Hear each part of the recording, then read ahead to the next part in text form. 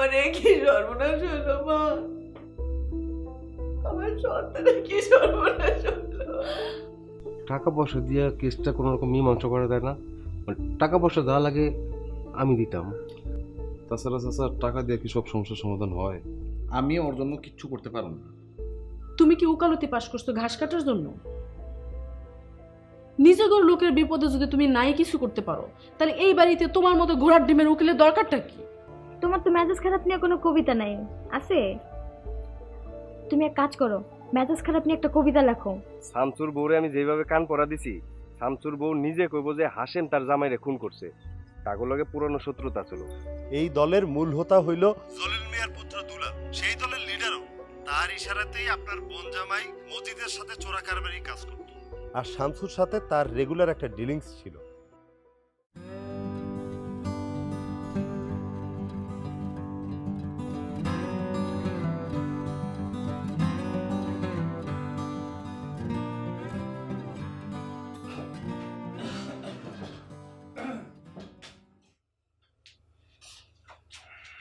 কি খাইবা কিছু? না, দেখতে এলাম কার মনে কত সুখ। সুখের কি হইলো? বাড়িতে এমনি ঝামেলা শেষ নাই। সেই ঝামেলায় সবাই ব্যথা পাইলো, কারো কারো মনে তো আনন্দ হইতে পারে। কি কও তুমি এগুলা? কার কি আনন্দ হইতেছে? আমাকে নতুন কুটুম বাড়ির লোক চাল চালছে, তাই আজকে হাসেন এই বিপদে পড়ছে। মানে? তোমার আদরের দেবো।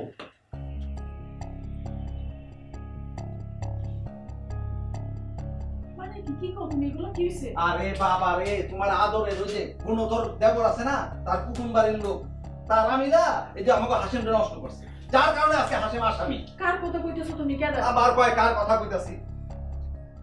আমাকে বড় কুটুম, আমার ভাইয়ের আত্মীয়, বড় আত্মীয় দুলাল মিয়া।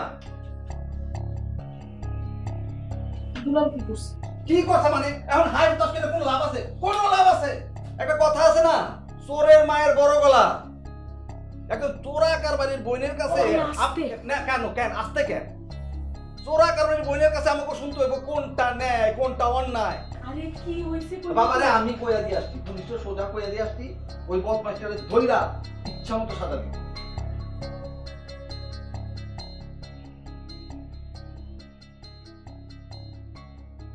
কানতেছো আবার কইতেছো কিছু হয় নাই। আমার কপাল খারাপ। কে বলছে তোমার কপাল খারাপ? কপাল খারাপ না হলে কি ছোটবেলায় কারো বাপ মা মারা যায়? আচ্ছা, তোমার বাপ মা মারা গেছে এটা কি তোমার দোষ? তাছাড়া তোমার মামা মামি তোমার তো সেই অভাব কোনোদিন বুঝতেই দেয়নি। তারা ভালো মানুষ আছিল, কিন্তু তাদের পোলাটা ভালো না। আচ্ছা, সবাই যে ভালো মানুষ হবে এমন তো কোনো কথা নাই, তাই না? আর তুমি হঠাৎ দুলালে নিয়ে এরকম কথা বলতেছো কেন?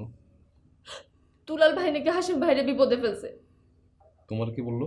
মানিক ভাই, পুলিশ নাকি ওনারা এইসব কথা বলছে। দুলাল ভাই সব কিছুর হোতা, হাসিম ভাই তার সাথে মিলে সব 2 নম্বরের ব্যবসাগুলো করতো। বুঝলাম, কিন্তু হাসেম ভাই যে তলে তলে এসব কাজ করে বেড়াইতেছে সেটা তো আমরা কেউ বুঝতেও পারি নাই। এতদিন ধরে লোকটা এই বাড়িতে আছে, তাও সন্দেহ হইল না। শোনো শিলি, যদি দুলাল খুনের সাথে জড়িত থাকা থাকে দুলাল শাস্তি পাবে, আর যদি হাসেম ভাই দোষী হয়ে থাকে তাহলে হাসেম ভাইও শাস্তি পাবে। কিন্তু এইগুলোর কারণে তোমারে কেন কথা শোনানো হইলো এটা তো আমি বুঝতেছি না। তোমার ভাই আমারে কত কি জানি শুনাইলো, আমি নাকি বাড়ির মানুষের উচিত অনুচিত শিখাতে। চোরের বোনের বড় গলা। তোমার ভাই অপরাধ করছে, এটার জন্য তোমার কেন কথা শুনতে হবে? বুঝলাম না তো আমি। বলুক, আবার কপালের দোষ। আর তোমার ভাই আমার কথা শুনলে তো তুমি কিছু বলতে পারবা না। আমি মানিক ভাইয়ের সাথে কথা বলবো, ঝামেলাটা একটু মিটানে। দেখতেছি তো বাড়ির মধ্যে কি ধরনের ঝামেলা চলতেছে। আর শোনো, তুমি একটু মাথাটা ঠান্ডা করে থাকো, একটু চুপচাপ থাকো। এই বিষয়টা নিয়ে বাড়ির কারোর সাথে কোনো রকম কথা করার তোমার দরকার নেই, ঠিক আছে?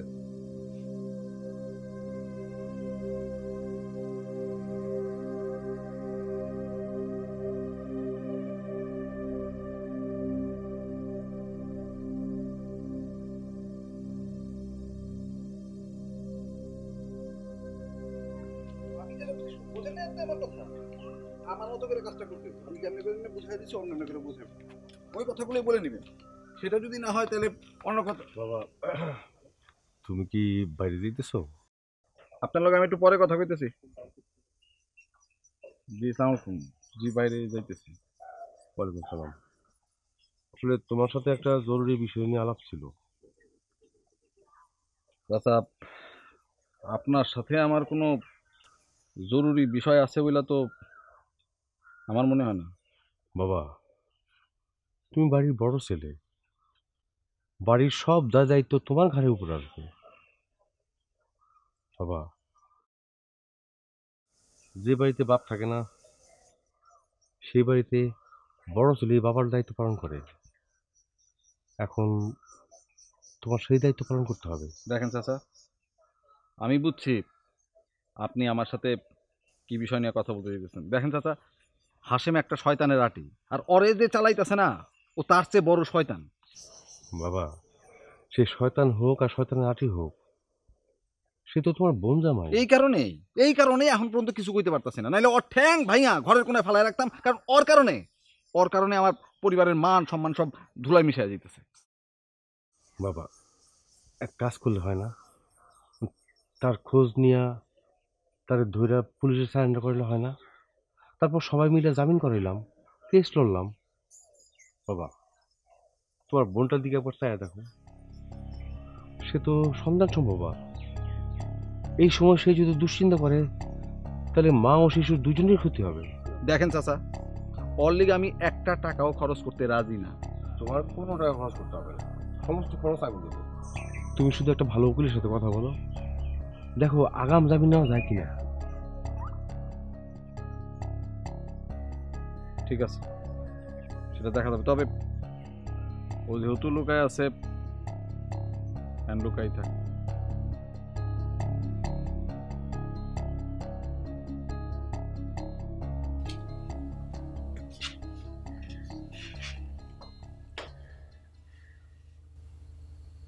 কইনু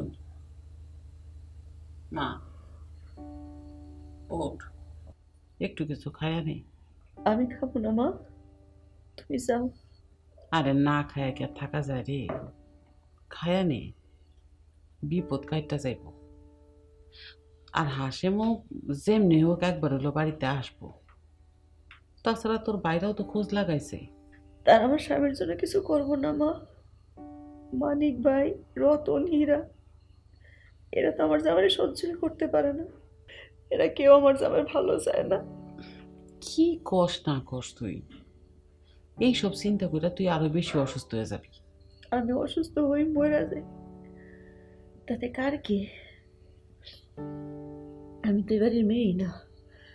পাগলের মতো কথা বলিস না তো, চুপ কর। তোমার কোনো পোলার যদি এরকম কিছু হইতো, এবারে কেউ চুপ থাকতে পারতো? শোন, তাহলে তোর একটা খবর দিই, পুলিশ দুলাল রে খুঁজতেছে। আর দুলাল রে যদি একবার পাইয়া যায় তাহলে সব পরিষ্কার হয়ে যাবে। দুলাল কি করছে মা? আর দুলালই তো হাসিমটা ফাঁসাইছে। দেখছো, প্রথম থেকে তো তোমার কইতাছি,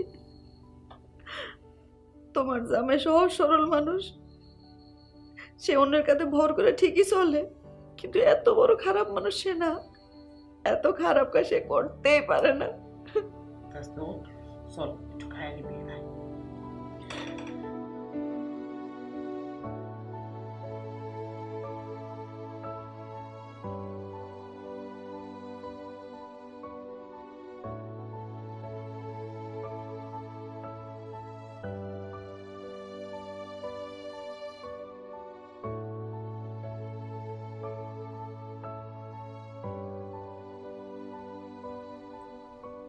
খাইতেছিল না ভাবি, আমি খাবো না। না খায়া থাকবা? আমার ইচ্ছা করতেছে না ভাবি, আমি খাবো না। চলো তো, খাইতেছিল, আসো, মন খারাপ করে না, আসো। কথা শুনে আবার পেট ভরে গেছে। ঠিকই তো বলছে, চোরের বোন। আবার আবার এত বড় বড় কথা বলতে হবে কেন? আমি উচিত অনুচিতে কি বুঝি? আচ্ছা, সে তোমার বড় ভাই না? বলো, বড় ভাই না? তার বোনের জামাইটারে পুলিশে খুঁজতেছে, মনটা তো তারও খারাপ নাকি? বোনটা অসুস্থ, এই অবস্থায় কারো মাথা ঠিক থাকে? কি থেকে কি কইছে এটা ধরে বসে থাকতে হইব? এই বড় ভাইয়ের কথায় রাগ করে কেউ? চলো খাইতে চলো, আসো। দুলাল ভাই জন্য আমি কেন কথা শুনবো? হইতে পারে দুলাল ভাই আমার ভাই, কিন্তু আমি কি কখনো দুলাল ভাইয়ের পক্ষে কথা বলছি? অন্যায় যে করুক আমি তো তার শাস্তি হোক চাই, এটা আবার দুলাল ভাই হোক আর হাসেম ভাই। হ্যাঁ সেইটাই তো হইব। তুমি চলো, আম্মা খাওয়া নিয়ে বসে আছে, আমরা সবাই একসাথে খাবো, চলো। আচ্ছা ভাবি তুমিই বলো, আমি কি কখনো এই বাড়ির মানুষের খারাপ চাইছি? এই বাড়ির মানুষগুলো আমার আপন না? হ্যাঁ, কেন খারাপ চাইবো, আমরা সবাই তো আপন। আসলে আমার তো এই বাড়ি কেউই দেখতে পারে না। কেন? আমি উচিত কথা বলি বইলাম, আমি সত্যি কথা বলি বইলাম। একজন সৎ মানুষ সবসময় সত্যি কথা বলে, সেটা যে কোনো পরিস্থিতিতেই হোক। চলো বোন, এখন খাইবা, আসো।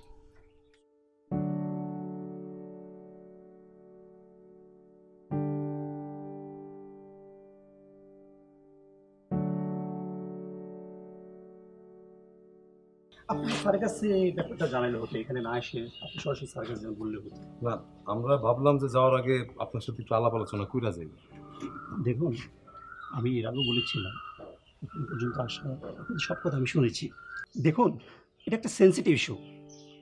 অনেক ক্ষেত্রে আমরা আনুষঙ্গিক কিছু কথা বলে জজ সাহেবকে মন গলানোর চেষ্টা করি।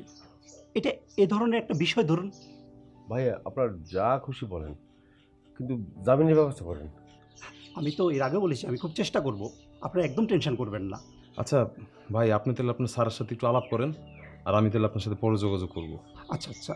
আর ভাই, কোনো কিছু প্রয়োজন হলে সাথে সাথে জানাবেন, নাকি চাচা?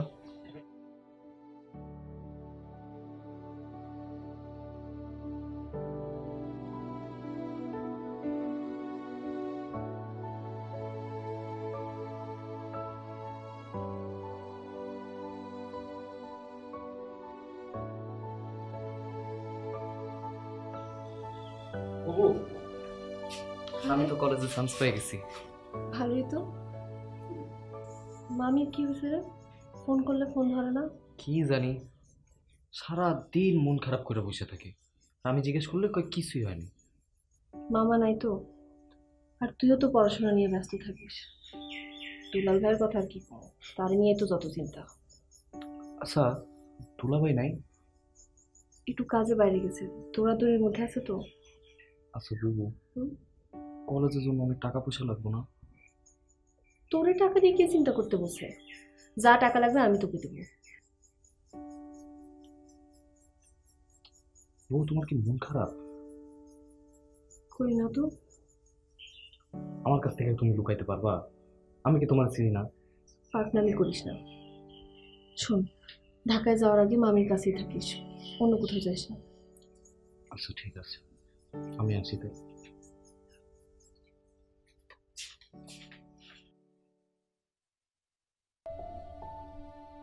মেজবউ, ও মেজবউ,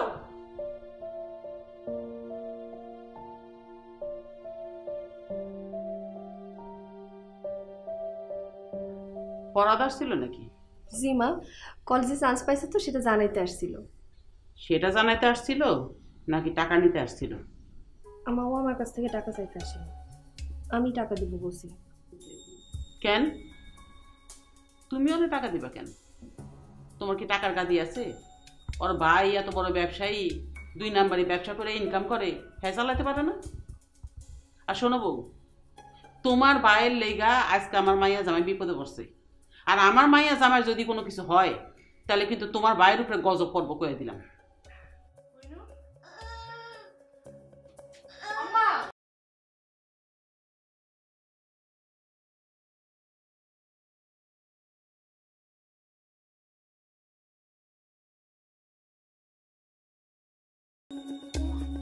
আম্মা কইলো আই কইলো আম্মা আসলে আম্মা তাড়াতাড়ি এদিকে আসেন। কি হইছে আম্মা? হ্যাঁ কেমন করতেছে? কি হইছে? আল্লাহ আল্লাহ, তুমি রহম করো। ভাবি তুমি হাতে পায়ে তেল মালিশ করো, আমি শ্রাবণীর ফোন দিতেছি।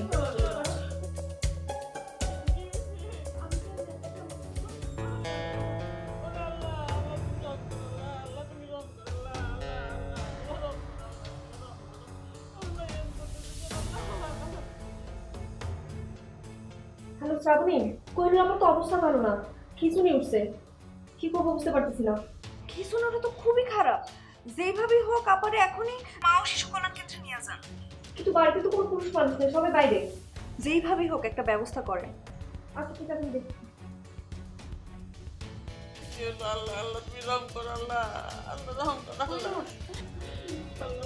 ভাবি তুমি আমারে ধরো, আমাদের এখনই মা ও শিশু কল্যাণ কেন্দ্রে যাইতে হবে, একদম দেরি করা যাবে না।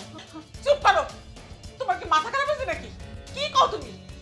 তোমার শিক্ষিত বুদ্ধি অনেক চলছে আর না এই অবস্থায় মায়ের নিয়ে তুমি কই যাইবা? আগে ওর খিচুনি বন্ধ হোক তারপর। আমার খিচুনি বন্ধ করার জন্য আমাদের হাসপাতালে যাইতে হবে। আম্মা শিউলি কিন্তু ঠিকই কইছে আম্মা, দেখেন এই অবস্থায় রাখাটা খুবই বিপজ্জনক। আমরা ওর স্বাস্থ্যকেন্দ্রে নিয়ে যাই। আই বিউটি দেখতো একটা গাড়িটার কিছু পাস কিনা, সিএনজি ব্যান খেলা করে যাই বস্তা তাই না? আম্মা আমরা ওরে নিয়ে যাই স্বাস্থ্যকেন্দ্রে, পরে বাড়িতে সব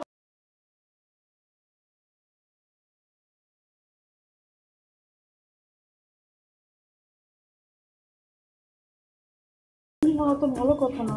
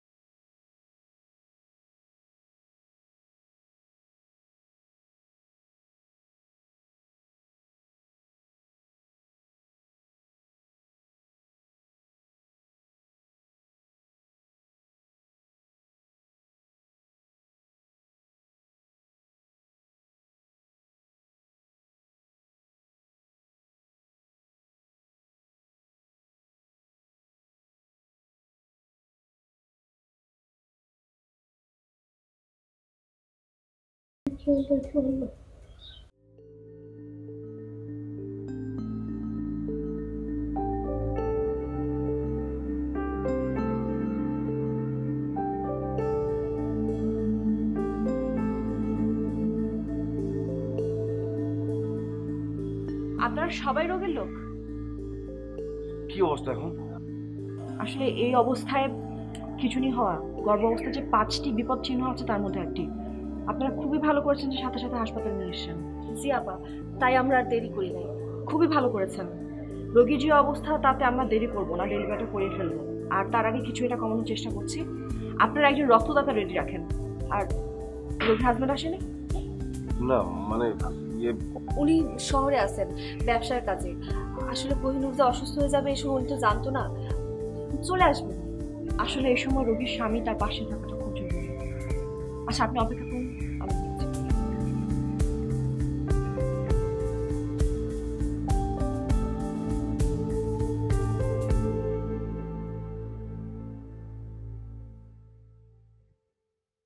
চাচু তুমি সকাল থেকে কই ছিলা?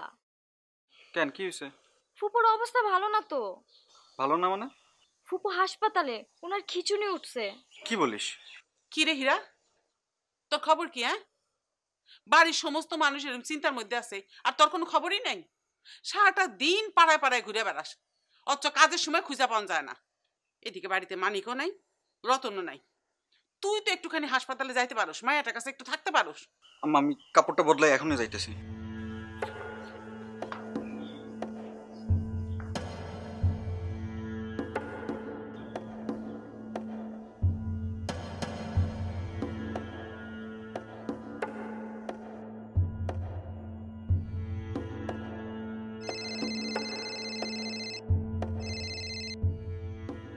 হ্যাঁ শ্রাবণী, কোহিনুর আবার এখন কি অবস্থা?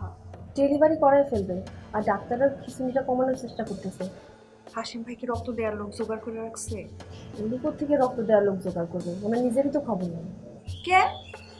তাহলে তো আমি আগে থাকতেই বলে রাখছি ডেলিভারির সময় রক্তের প্রয়োজন পড়তে পারে। তোমার কি বলবো শ্রাবণী, হাসিম ভাই একটা ঝামেলায় জড়াই গেছে। উনি এখন পালায় আছে, পুলিশ ওনারে খুঁজতেছে। কি বলো? কবে থেকে? আহারে, এই সময় কোহিনুর আপার পাশে তার থাকা খুবই দরকার ছিল। আমি আর ভাবি কোহিনুর আপারে হাসপাতালে নিয়ে আসি, তার ভাইয়েরা তো কেউ বাড়িতে নাই, চাচাদের আসছে আমাদের সাথে। তাও ভালো, অন্তত অবহেলা না কইরা যত তাড়াতাড়ি সম্ভব আপারে আপনারা মা ও শিশু কল্যাণ কেন্দ্রে নিয়ে আসছেন। আল্লাহরে ডাকেন আর ডাক্তার আপা যা যা বলে তাই মাইনা চলেন। আমি সময় করে একবার দেখতে আসবো। আচ্ছা ঠিক আছে।